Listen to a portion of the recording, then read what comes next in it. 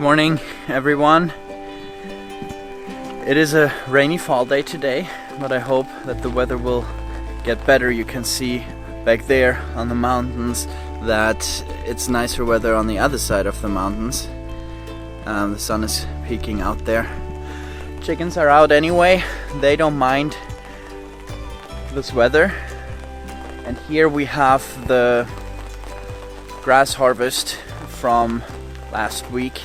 We got 48 bales of silage, which will be great for the future on this farm. We have another 30 bales of hay that are bigger than these ones inside the barn, and we are very excited. The hay we will be able to keep for a very long time. It lasts forever.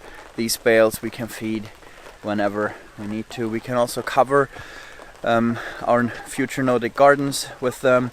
When we start them, we can do lots of things with them. And the chickens are eating away on the grass. I have also milled the first couple of logs with my wood miser band sawmill, and it is a great saw. Obviously the capacity is less than the LT40 my dad had, 2 sizes bigger, with hydraulic handling of the log. This is manual handling, but I am so far very happy with the sawmill. I've milled myself. Ideally you're always 2 people, and I want to really check out the capacity of the mill and share some more footage with you guys once we are a couple of guys getting into it. But like all the band sawmills and the wood misers, it is high quality, and you only have very little, a 2mm blade, so you have comparably very little loss on your wood. I think it's like 10 or 15% more compared to a circular saw blade, and that's always great. This is the old barn.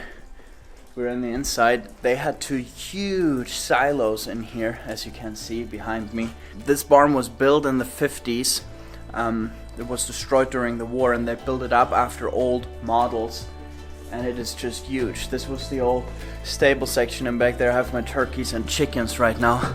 Let's go up to the 2nd level. It has 3 levels. Check this out here.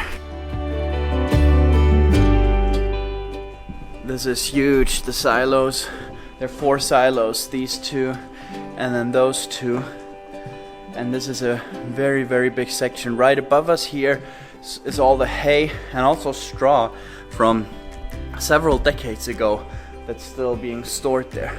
But let me show you something really cool here.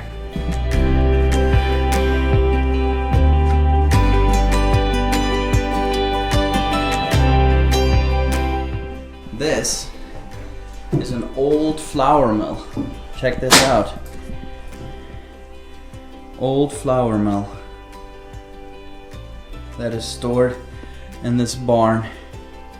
I'm not exactly sure what we'll be doing with this thing, but it's really, really cool. I want to keep it, definitely renovate it or something and keep it there, whether it's museum or we'll run it a couple times a year. But you can do anything. You can just crush it for the animals' grain, or you can make fine flour, is what I've heard. And you can't buy these like this anymore. It'll be really interesting to see what we can do with that. Then there's a whole another level right above us.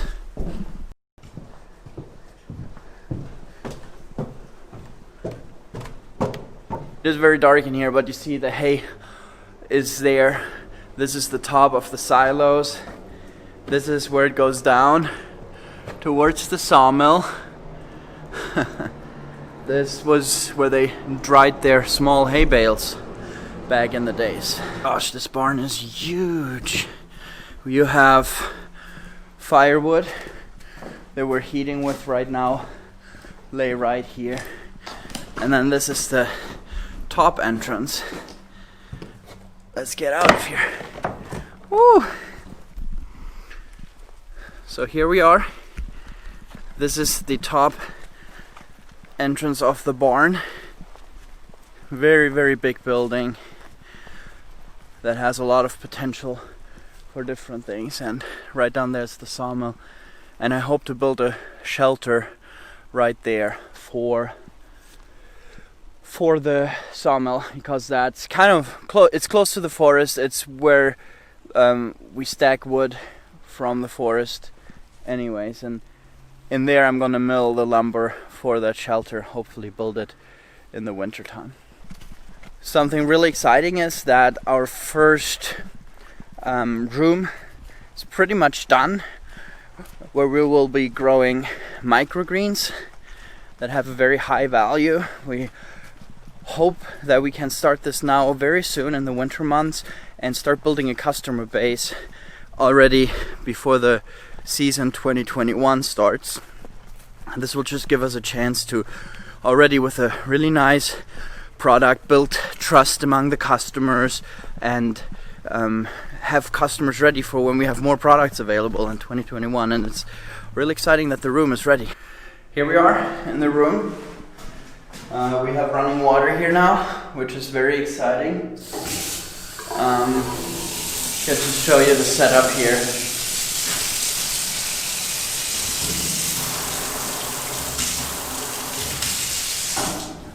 It's really important when we do microgreens that we can easily soak the seed.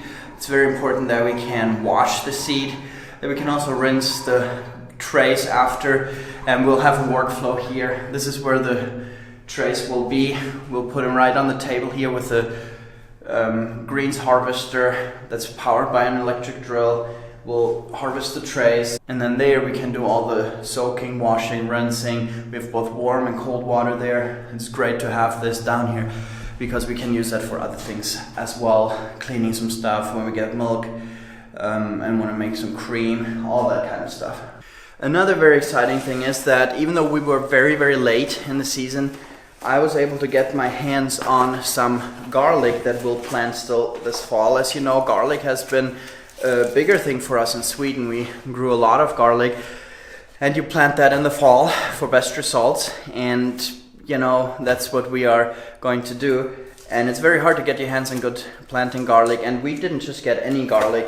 We got garlic from an amazing looking permaculture farm here in Austria. They only focus on garlic, a lot of garlic, and it's so exciting to have this, knowing it was grown in this regenerative way. And I just want to thank him and his wife for supplying us with this. It's not much. You can see here we got about 3 kilos, but it's great for us to get a start and go from there next year. Very thankful. Thank you, Wolfgang, for supplying that for us, and I'm very excited to visit your farm someday. So as you can see, a bunch of things going on. Let's go outside where it's a bit prettier. So as you can see, there are a lot of things going on. We're slowly starting to get to the point where we can start the first production, where we can you know, not just settle in, but actually get going with the farming while we're here. We have a bunch of seeds. We're going to start some fruit trees that we're going to craft nice varieties onto in the next season, and all of that is super exciting. We're anxious to see how this develops over the winter, starting up this new farm from scratch, and with the previous experience that we have, plus the people being involved in this project, I think it's going to be a great, bigger size regenerative farm with the best of people like Richard Perkins and Joel Salatin and Josef Holzer here in Austria. Just people who are leading in the regenerative agriculture and permaculture movements, and with the experience I've gained from these guys, their books and their direct input here, like Josef Holzer for example, I think this is going to be an absolutely fascinating project that we will slowly but surely turn into a great farm. Very excited about this. I want to thank you for watching. I want to thank you for following us on this channel on our journey to finding our new home, establishing the new home here, starting up a regenerative farm that is going to be open for lots of people and provide food for lots of people. It's going to be a place of education and a place of fun and life quality and faith, and I just hope that you will join us on this journey as we develop this and continue to follow us on YouTube. Please share these videos if you found them interesting, with people who are into this movement. If you know young people who want to learn regenerative farming, especially here in Europe, please let them know about this project, because in the future we'll be able to take visitors, take interns, take people who will work here for a season with us, and we'll pour into them, and it's just very exciting. And please subscribe to the channel, like it, give it a thumbs up. We really appreciate your help in sharing all of this, and can't wait for the next video, and I'll see you soon. By the way, check out our Facebook and Instagram as well, where we have lots of infos. Okay, bye bye guys.